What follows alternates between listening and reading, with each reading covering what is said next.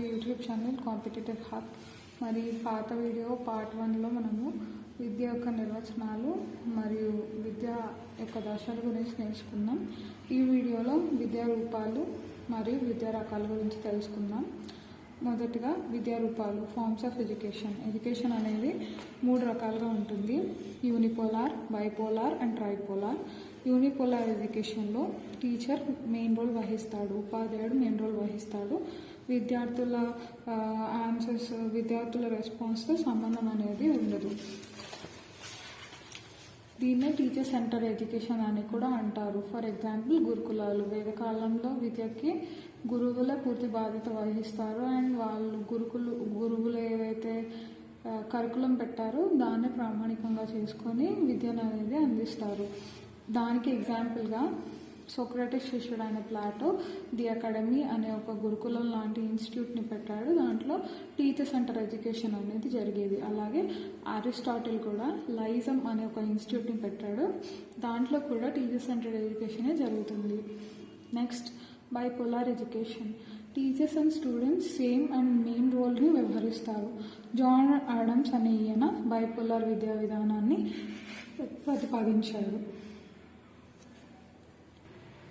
Tripolar education. ఈ tripolar ఎడ్యుకేషన్లో ఉపాధ్యాయుడు, విద్యార్థి మరియు సమాజం అనేది ముఖ్య పాత్ర వహిస్తుంది. దీన్ని ప్రతిపాదించిన వారు జాన్ డ్యూయీ. ఈయన ఫ్రాగ్మెటిజం అనే భావాన్ని ప్రతిపాదించాడు. దానివల్ల వచ్చిందే మన ప్రాజెక్ట్ మెథడ్.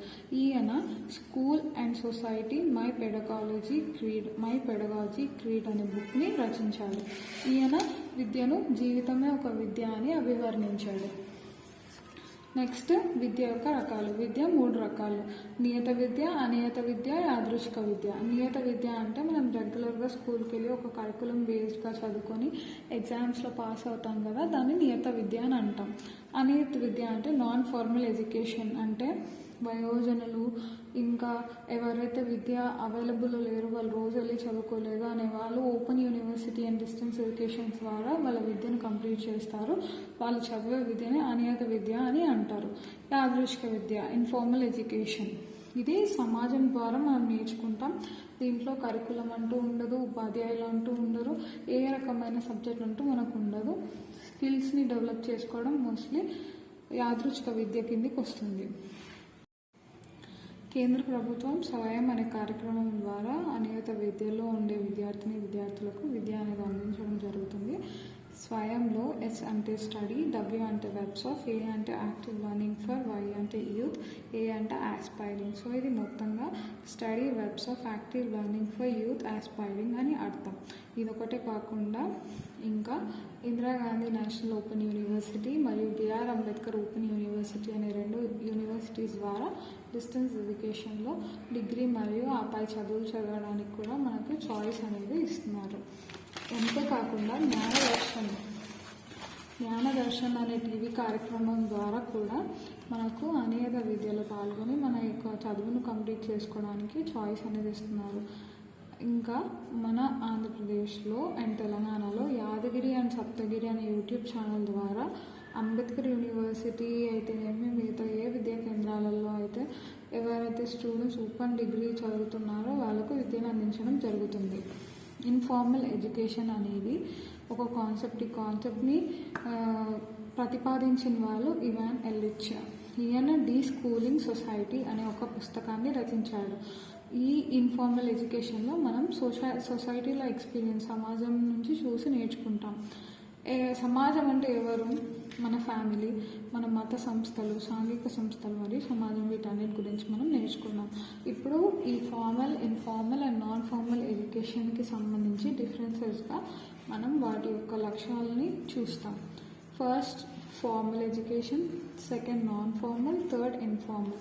ఫార్మల్ ఎడ్యుకేషన్లో ఒక ఆర్గనైజ్ స్ట్రక్చర్ అనేది ఉంటుంది. అంటే ఇన్ని గంటలకి స్కూల్ రావాలి, ఇన్ని గంటలకి టీచర్స్ రావాలి, పలానా టైం టేబుల్ అని ప్రతి ఒక్కటి ఫిక్స్ అయి ఉంటుంది. కానీ అనియత విద్యలో అలాంటివి ఏమీ ఉండవు. యాదృచ్ఛిక విద్యలో కూడా అలాంటివి ఏమీ ఉండవు. ఫార్మల్ ఎడ్యుకేషన్లో, నియత విద్యలో కరికులం ఇంకా ప్లేస్ అనేది ఫిక్స్ ఉంటుంది, టైమింగ్ అనేది ఫిక్స్డ్ ఉంటుంది, ఎగ్జామ్స్ అనేది ఫిక్స్డ్ ఉంటుంది. కానీ అనియత విద్యలో కరికులం ఉంటుంది కానీ టైమ్స్ ఉండవు. ఎగ్జామ్ ఉంటుంది, time time and place fixed అనేది ఉంది. యాదృచ్ఛిక విద్యలో అవేమీ ఉండదు. స్టూడెంట్స్ టీచర్ ఇంటరాక్షన్ అనేది నియత విద్యలో జరుగుతుంది, కానీ అనియత మరియు యాదృచ్ఛిక విద్యలో ఏమీ జరగదు. టైం టేబుల్ అనేది నియత విద్యలో ఉంటుంది, అనియత విద్యలో ఉండదు, యాదృచ్ఛిక విద్యలో ఉండదు. ఎగ్జామ్స్ అనేవి నియత విద్యలో ఉంటాయి, అనియత విద్యలో ఉండవు, యాదృచ్ఛిక విద్యలో కూడా ఉండవు. అలాగే సర్టిఫికెట్ అనేది నియత విద్యలో మనం పొందుకుంటాం. మనం 10th క్లాస్ రాసిన తర్వాత మనం 10th క్లాస్ పాస్ అయినట్టు 10th క్లాస్ మెమోని ఎలా పొందుకుంటామో అలా మనం అనియత విద్యలో కూడా పొందుకోవచ్చు ఓపెన్ డిగ్రీలు చేసి, కానీ యాదృచ్ఛిక విద్యలో మనం పొందుకోలేము. జ్ఞానం మరియు ఉద్యోగ అవకాశాలు నియత విద్య ద్వారా వస్తాయి, అనియత విద్య ద్వారా కూడా వస్తాయి, కానీ యాదృచ్ఛిక విద్య ద్వారా మాత్రం ఓన్లీ జ్ఞానం మటుకు మనం సంపాదించవచ్చు. నాన్ ఫార్మల్ ఎడ్యుకేషన్లో స్వయం ఒకటే కాకుండా మాక్ అనే ఒక కార్యక్రమాన్ని కూడా మన గవర్నమెంట్ ఇంట్రడ్యూస్ చేసింది. మాక్ అంటే massive open online course. Massive open online course, ఇది గుర్తుపెట్టుకోండి. నెక్స్ట్